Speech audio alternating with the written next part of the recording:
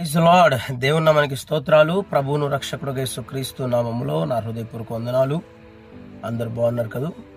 అయితే ఈరోజు ఒక విషయాన్ని మీతో చెప్పాలని నేను చాలా ఇష్టపడుతూ ఉన్నాను.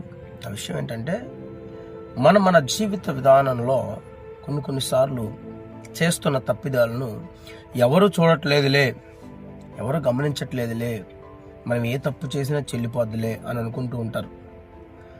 ఉదాహరణ చెప్పాలంటే, ఒక భర్త భార్యకు తెలియకుండా ఇంకొక వేరే వ్యక్తులతో మాట్లాడడం, లేదా భార్య భర్తకు తెలియకుండా ఇంకొక వ్యక్తులతో మాట్లాడడం. ఈరోజు సమాజం అంతా కూడా ఇది ఒక కల్చర్గా మారిపోతూ ఉంది.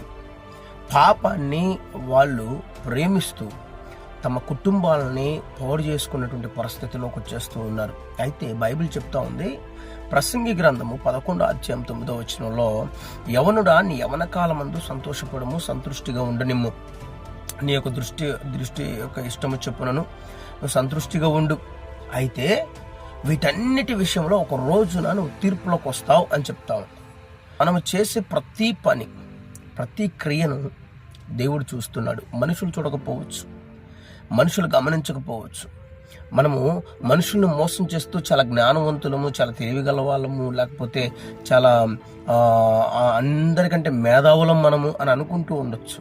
కానీ దేవుని వాక్యం సెలవిస్తా ఉంది, ఇదిగో మనుషుల జ్ఞానము దేవుని ముందు మురికి గుడ్డ వంటిది. నీ జ్ఞానము, నీ కుయుక్తి ఏదైతే ఉంటుందో అది మురికి గుడ్డ లాంటిది. కాబట్టి ఇప్పుడే ఈ మాటలు వింటుండగానే నీ హృదయంలో ప్రేరేపణ కలిగితే ఖచ్చితంగా దేవుని దగ్గర ఒప్పుకో.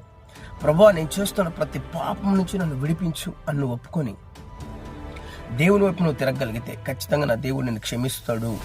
ఖచ్చితంగా చెప్పగలను. ఎందుకంటే దేవుడు అంటున్నాడు, ఇదిగో ఒక రోజున నువ్వు తీర్పులోకి వస్తావు.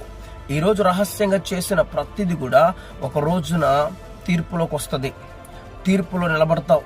తీర్పులో నిలబడి, ఇదిగో నేను చేసిన ప్రతి రహస్యం కూడా ఎవడో చూడలేదు అని నువ్వు అనుకుంటున్నావు కదా. ఈరోజు ఒక రోజున అనేకుల ఎదుట నీ పాపాన్ని బట్టబయలు చేస్తాడు దేవుడు.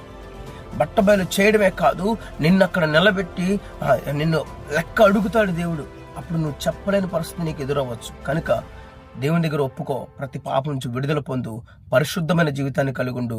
భర్తకి భార్య, భార్య భర్తకి, ఇద్దరు కలిసి పిల్లలకి, తల్లిదండ్రులకి ఒక నమ్మకస్తులుగా ఉండండి.